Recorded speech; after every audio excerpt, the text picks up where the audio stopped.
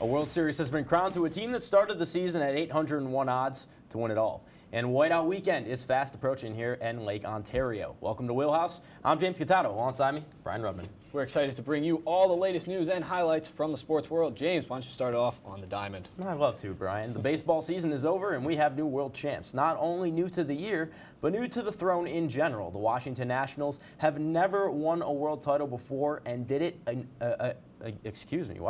did it against an incredibly strong bullpen in the Houston Astros and a starting rotation. Pretty incredible. This marks the first time in any sport where the away team has won every single game. You know, James, expectations were low going into the season since the team lost their star player in Bryce Harper. It also hurts to be a Tigers fan as two of the Nationals' starting pitchers were Max Scherzer and Anibal Sanchez, who were both traded from the Tigers after their placements in both the 2014 and 15 season. Detroit also finished this season off with only 47 wins, the lowest in the 2019 season. And last night, it was reported that Steven Strasburg opted out of his remaining 4 years on his contract with the Washington Nationals. The 31-year-old ace had $100 million remaining on the deal that he signed in 2016. Strasburg enters free agency as one of the most coveted free agents alongside Garrett Cole. Strasburg had a very impressive season where he pitched a National League high 209 innings. Strasburg, who won the World Series MVP, is expected to make somewhere around $230 million over 6 to 8 years. Now the Nationals are there, but moving on to a divisional rival of the World Series champs, as the New York Mets made headlines on Friday when they hired Carlos Beltran as their new manager. This will be Beltran's first managerial job following a stint as a special advisor to the general manager for crosstown rivals, the New York Yankees. The former Mets outfielder will take over they will take over a Mets team that won 86 and 76 last season, a pretty good season for those Mets, who look to return to the playoffs for the first time since 2016. And James, from one New York team to another, and what has been a mess of a season for the New York Jets. They were all too close to blowing everything up and starting all over. The team was listening to offers for running back Le'Veon Bell, free safety Jamal Adams, and wide receiver Robbie Anderson. New York heard offers from teams like the Pittsburgh Steelers, Dallas Cowboys, and Oakland Raiders. Overall, the Jets only traded away defensive lineman Leonard Williams and were ready to move on with their organization. But that didn't go over too well, did it, James? Not really the start they were looking for after that trade of Williams. The winless Miami Dolphins actually finally ended their 10-game losing streak against the New York Jets today. Coming into that game, the Dolphins were 0-7 on the year and one of two winless teams. They literally just could not win games. And then the 21-point second quarter, led by Ryan Fitzpatrick, helped lift the Dolphins to their first victory over the year. Not looking good if you're a Jets fan. No, and from a matchup of teams at the bottom of the NFL to a matchup of teams at the top, Chiefs and Vikings. And for the Chiefs today, no Mahomes, no problem. Matt Moore finding Tyreek Hill for the 40-yard touchdown. Chiefs up early. Hill chilling with the fans as a little celebration.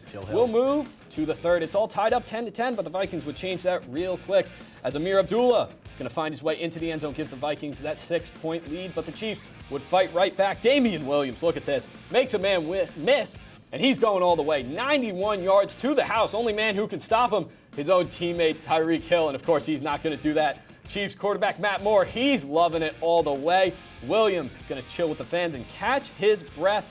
But the Vikings, they would battle right back. Kirk Cousins leading his team on the drive, going to drop back to pass. Finds Kyle Rudolph in the back of the end zone, gives the Vikings the lead late. You like that? Well, Matt Moore, he certainly did not. Matt Moore going to drop back to pass, and he's going to throw one up, and guess who? Tyreek Hill comes down with a huge catch, ball all the way down to the 20. Going to set up a game-tying field goal. We're now all tied at 23 apiece. Now 3 seconds left, still tied, and it's Harrison Butker going to send us home. Good all the way. His fourth made field goal on the day. Kansas City, 26-23. That's a great game, Brian. The Seattle Seahawks made a big play yesterday when they signed former Browns and Patriots wideout Josh Gordon. The All-Pro receiver had been released from New England when he landed on injured reserve, but now joins a team in Seattle that has the front-runner for MVP at quarterback, Russell Wilson. But Wilson just wasn't satisfied with Tyler Lockett, DK Metcalf, and Josh Gordon. Wilson also has been heavily pressuring the Seahawks to pick up another elite name receiver, Antonio Brown. Regardless of the signings, the Seahawks have started the year with a 7-2 record and just defeated the Tampa Bay Buccaneers in overtime. Wilson threw for 5 touchdowns. James, it's about damn time. On Tuesday, the NCAA Board of Governors unanimously voted to allow college athletes to be compensated for the usage of their name, image, and likeness. The NCAA's 3 separate divisions have until January 2021 to integrate new rules to pay their athletes. It's a big win for college sports as athletes now have the chance to earn money like other student athletes. Brian, we're talking about college athletics. Let's talk about some college football. Week 11 is upon us, and the college football rankings are shaking up. The top 5 remain the same, with LSU at the top. Georgia jumped up 2 spots to number 6, followed by Oregon, Utah, Oklahoma, and Florida. And Brian, you're about to talk about this. Look out for the biggest game of the season next Saturday as Alabama takes on LSU. Yeah, you said it, James. The biggest game of the college football season is this Saturday in Tuscaloosa as Alabama hosts LSU. As of right now, Alabama is 6.5-point favorites over the Tigers. Joe Burrow comes in as the Heisman frontrunner, leading LSU to an 8-0 record. For the Crimson Tide, it's Tua Tagovailoa, who will be a game-time decision. If he can't go, it's Mac Jones, who will try to knock off the number 1 team in the country. Going to be a really interesting matchup. From one SEC battle to another, it was the cocktail party in Jacksonville. Florida Gators, Georgia Bulldogs, 6 versus 8. Let's hop into it. Second quarter, Jake Fromm to Dominic Blaylock dives into the end zone. 10-0 Bulldogs. And then going into this one, DeAndre Swift gets the handoff, jukes the defender out of his shoes before getting tackled for a massive gain. Georgia looked good out of the gate, but Florida, they did respond. Kyle Trask on the run, finds Van Jefferson, who jumps up, and Brian, this could be a top 10 play right here, up to make the grab. The officials would rule it a touchdown. Florida chipping away at that Georgia lead. From dots up Lawrence Cager, though. Drops back into the pocket, finds Cager. He's all alone, trots into the end zone and flexing on those haters. Cager deserves to do that, though. 7 receptions, 132 yards, and that beautiful touchdown. The grad student from Baltimore had himself a game. Florida would put up one more score on the night, but after all was said and done, Georgia would walk away with the impressive 24-17 win over the Gators. Their record moves to 7-1 on the year. They will take on Missouri next week at home. Yeah, and the Syracuse Orange, they've struggled as they have continued to struggle in ACC play. After losing to Boston College on Saturday, Cuse's record plummeted to 0-5 in the conference. The Eagles wore down SU's defense via the run game, rushing the ball 65 times for 496 yards, the most rushing yards allowed in SU history. Junior running back A.J. Dillon led the way with 242 yards and 3 touchdowns on 35 carries. On Sunday, Syracuse.com reported that SU defensive coordinator Brian Ward was fired. Defensive ends coach Steven Stannard will serve as the interim coordinator for the rest of the season. It's tough to be a Cuse fan. It's also tough to be a Florida State fan, as the Seminoles terminated the contract of head coach Willie Taggart following yesterday's 27-20 loss to ACC rival Miami.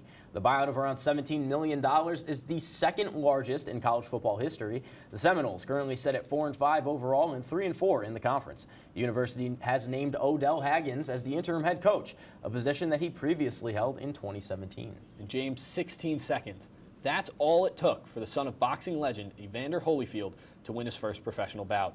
With his dad watching on in the front row, 21-year-old Evan Holyfield knocked out Nick Winstead after unleashing a series of combinations that put Winstead away early. It was a blessing to show off my talent on a card like this, said young Holyfield. I was just expecting the box and went out there and did my job. And Brian, from the ring to the octagon, in a fight that had all the build-up to it, the UFC 244 main event between Jorge Masvidal and Nate Diaz may not have lived up to the hype. After an exciting first 3 rounds that were arguably all won by Masvidal, a doctor stopped the fight due to a cut above Diaz's eye. Gamebred Masvidal won by technical knockout and won the BMF title, but it made fans wonder, with all of Diaz's scar tissue from his past fights, whether or not this fight could have continued under any other state athletic commission. The two have said they want a rematch sometime in the near future. Something exciting to look for in the future. We're going to take a quick break, but don't go anywhere. You're watching Wheelhouse. We'll be right back.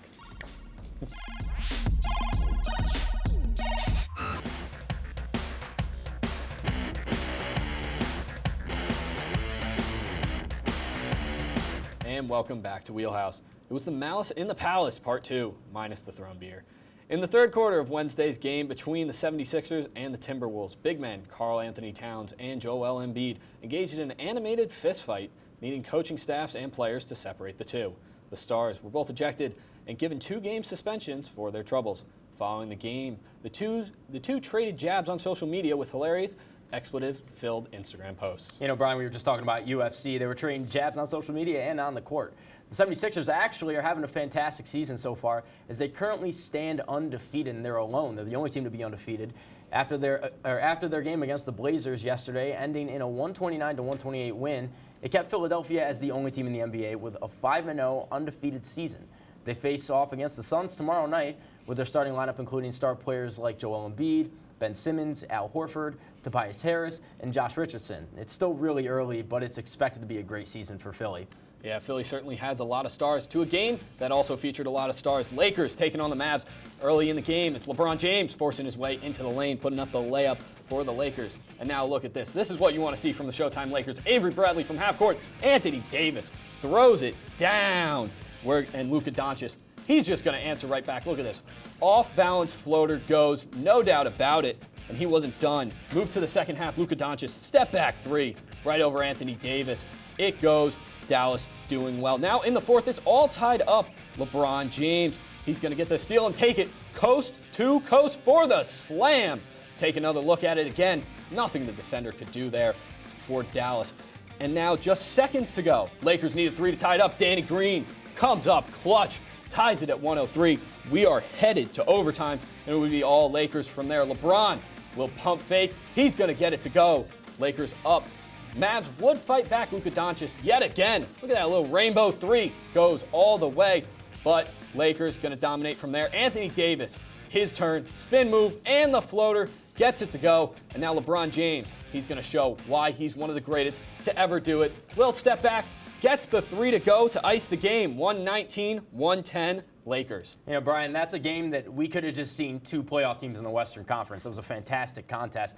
And that game almost could have been a passing of the guard of some sorts as Doncic and James battled it out, both putting up triple-doubles. Very impressive stat lines, as you see on the screen. James stopped Luka after the game and, in so many words, congratulated him for a great battle.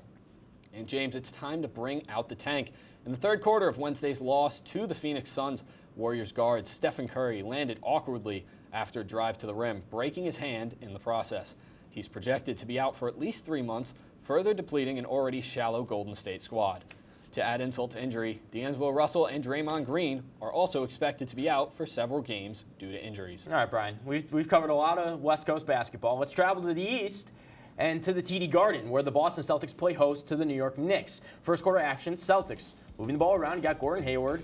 And then you got Jason Tatum, and then you find a cutting Daniel Tice who throws it down with authority. Tatum, not just doing it with the passing, though. He's a sniper from range, too, as he knocks down this one. More from him later on. He had a really big game. And on the other end of the court, a former Celtic, Marcus Morris, the old-fashioned way over Marcus Smart to step back, and a really tough shot from the former Jayhawk. He would keep on making big shots the whole game as he hits this one in the fourth quarter to give the Knicks the 1-point lead. Again, Morris making big shots in the TD Garden. He's familiar with it. 3 minutes to go. Kemba Walker, some vintage cardiac Kemba with a step-back three. Looks like he's having fun there as a Celtic. You see the smile. The Celtics would continue to make a push at the end with another tough basket. Gordon Hayward driving into the lane, finds Tatum. The really tough layup, but the Knicks would have one more chance to tie it. R.J. Barrett puts up the floater. No good. Rebounded by Kevin Knox. He finds a wide-open Morris on the three-point line. We talk about big shots.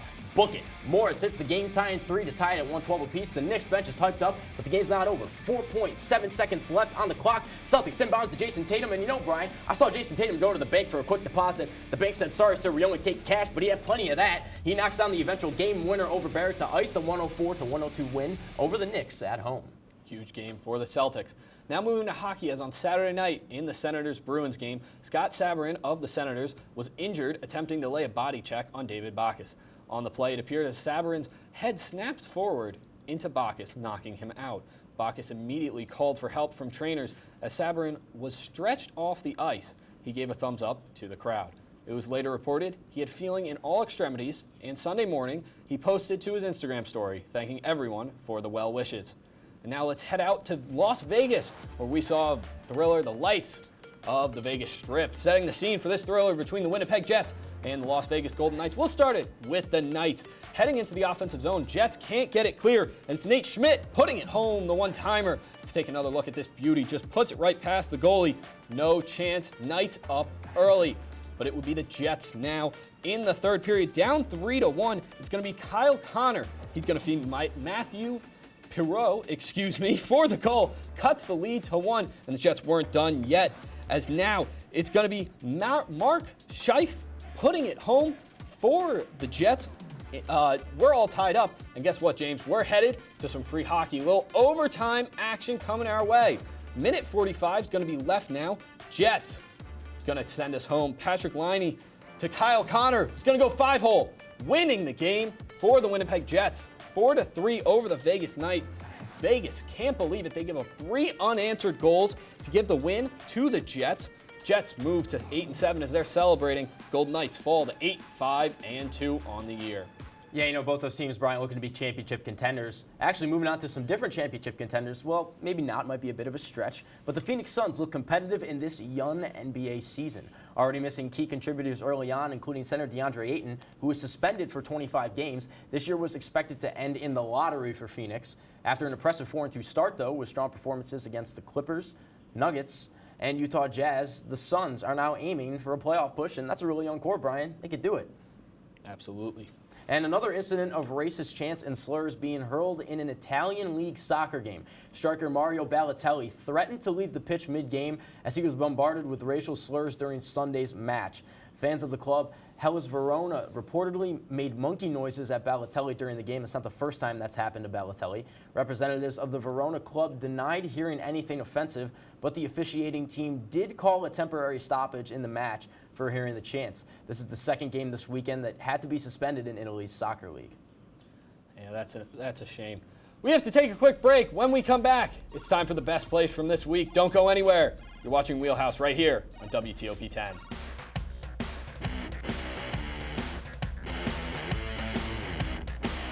And welcome back to Wheelhaus. We got some top plays, right, James? You're gosh darn right we do. Let's hop into number 10. We got some hockey, eh? Chicago Blackhawks playing the Anaheim Ducks here. We're starting into number 10, and then Blackhawks on the break. The Ducks goalie makes a mistake, though, and then we have David Camp who follows it up, and he completely just took advantage of that goalie. Great game. Number 9 now, Tampa Bay invading Seattle. Jameis Winston going to make a little something happen. Rolling to his left. He's going to let one go. Looks like it's going to be incomplete, but no, it's tipped up. And Rashad Perriman grabs it for the touchdown. Take another look at the concentration here. Ball was originally intended for Mike Evans. Perriman grabs it, but Seattle would go on to win 40-34. I'll raise your catch by this one. We got Chiefs and Vikings. No Patrick Mahomes. Didn't really matter, though. Matt Moore, look at this throw. And then show me a receiver that's just as athletically gifted as Tyreek Hill. I don't think you can. That's a 40-yard touchdown from Hill. And then he's chilling with the fans. Chill Hill. Great catch there by Hill. 26-23 win over the Vikings. I can't get enough of that play. That's a beautiful catch there, Brian. That's a great one. We're going to have another one. Number 7, now to Miami. It's going to be the Dolphins. Fitzmagic. He's just going to throw one up, and it's going to be Parker grabbing it. He only needs one hand. 2's for chumps. One hand's the way to go. Parker staring down the defender. Look at that. Draped all over him. Finns get their first win on the year, 26-18. It's a tough day to be a Jets fan. And now we're moving in Colts Steelers, and that's not Jacoby Brissett dropping back in the pocket, but that is Minkah Fitzpatrick who picks that off. And look at this. No one's going to catch him. Literally, Minkah Fitzpatrick turns on the burners, and everyone on the Colts is just left to stare at him. Now, the Pittsburgh Steelers actually would win this game 26-24 off a missed field goal at the last second by Adam Vinatieri. A great pick from Fitzpatrick and a good win by the Steelers. Now moving to number 5, look, college football. South Bend, Indiana, Notre Dame. They're going to fumble it right on the goal line now, and it's going to be Diablo taking it back. All the way. He's at the 40. He's at the 50. No one's going to catch him. He's got a convoy headed all the way into the end zone. That would tie it up right before the half, but it'll be Notre Dame squeaking out the 21-20. Great defensive play. 4, Browns, Broncos. We got Broncos stepping back in the pocket. Look at this catch by Cortland Sutton. Oh, my word. I can't get enough of this catch. I thought the couple of last catches we had were beautiful, but that one takes the cake. Yeah, number 3 now. A little Saturday night football between SMU and Memphis. Look at this, Antonio Gibson. He's just going to take it, makes a few men miss. Looks at this, turns on the Jets. He's headed all the way to the house, giving them the peace sign. 54-48. Memphis takes it in a barn burner. Brian, we've had a lot of football. Let's move to some basketball here. Lakers, Mavericks, Porzingis loses the ball. We got LeBron James doing what he does best. Coast to coast, he's a big man. Look at this, double-digit years in the league, he can still do that. Oh my goodness, a rack attack from James. Lakers, 119-110 overtime win over the Dallas Mavericks. To see him getting hyped with this new team. And now number 1, we've seen a lot of great catches today from receivers. You ready to see one from a corner? Daryl Worley going up, one-handed grab. Yes, the defender did catch that one. Picks it off in the end zone, stops the Lions. What a play. 31-24, Raiders would go on to win. Unbelievable catch there. Are you from kidding Worley. me? That was insane, man. When I first saw that, I thought the Lions had the touchdown. Oh I did not see that coming. And there's this week in general has been filled with so many great plays. Oh, absolutely. And then you obviously great moments in general. Oh my goodness, you have the one-handed catches, you have the great touchdowns, you have the coast-to-coast slams like LeBron James, but then we're both Jets fans. We know how it feels. Always got to look at the bad, too. And then there's the Jets, and they play the Dolphins today. We talked about it earlier on in the show. Sam Darnold looks like he's seeing ghosts out there. That's a terrible pick. I mean, what is this? It looks like he didn't even have the ball in his hand. He just threw it in. He just threw it up. And then that offensive line, the blocking on Le'Veon Bell. Yeah, the Jets really just look poor. And here's the icing on the cake for the Jets. No communication between the offensive line and Sam Darnold. Look at this. They're arguing on the field. Really just not a good look for the Jets right now. And I really think that just in the moment of that game, the Dolphins really just kind of pouring it on, get their first win of the season. That lost ball that goes in the back of the end zone, I would debate is very close to the butt fumble, in my humble opinion. That's a bold statement right there. I know. But the butt fumble was rough. The butt fumble was rough, but Darnold didn't even know what was going on, and then the ball just goes out of the back of the end zone. The Dolphins get the big win. You're absolutely right. It's tough. It's tough scenes as a Jets fan, Brian. Yeah, absolutely. We're going to take a quick break. When we come back, we'll preview the biggest hockey game in Oswego of the year. You're watching Wheelhaus. Don't go anywhere.